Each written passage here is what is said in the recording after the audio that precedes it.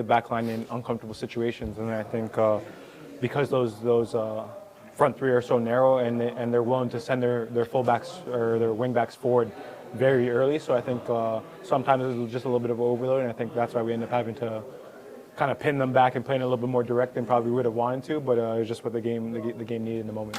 Did you get a good look at Tanny's goal? Yeah, I got a decent little look. I'm normally not close to the halfway line, but of course we had them kind of locked in, and it's one of the few plays. So if the ball bounced out, I wanted to be in an area where I could kind of redeliver. So, but definitely happy for him and something that he deserved. Dayne, can you walk me through that save you made in the 33rd minute off the header? It looked like it was going to go, but you got a foot on that. Like, can you walk me through that one? Yeah, for sure. I think the Cucho obviously makes a good run. DJ's trying to call Boxy late on, but it's one of the ones because DJ calls Boxy, I'm able to check my shoulder and know where he's at too. And then I think I get to a good spot when the ball's about to be hit, and then just try to make myself as big as possible and goes off my knee. Could you describe like kind of the atmosphere in the day today? I know it's not normally 60 degrees in Minnesota in early March, but like just with the finish, how just the atmosphere was today for you guys? Yeah, for sure. It was excellent. I think we were definitely looking forward to showing them at home what we're capable of and this new style that we're playing. So I think we want to bring the crowd in the game, and although we didn't get to sing Wonderwall, I think the fans left happy with what they saw today. How do you feel about 4 points in 2 games?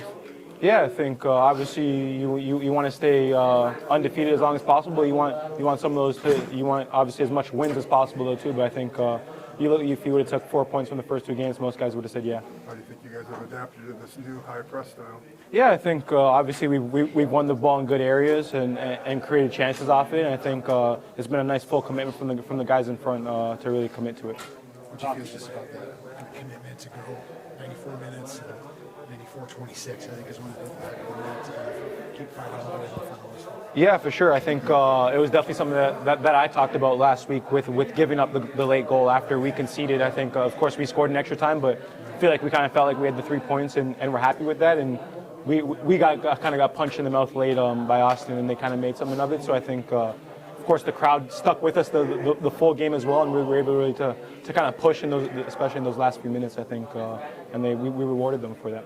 What did you see on Cucho's goal? Did you just have too much time and space up there? Yeah, I think obviously it's a transition moment where a lot of guys are trying to get back, and then the guy at the back post is open, and he makes a good play in laying it off, and then 2 guys are trying to step into the ball, so he kind of hit it through the window where I wasn't really kind of able to get a good vision of it early. But I mean, someone of his class, if you give him enough opportunities, he's going to find the back of the net.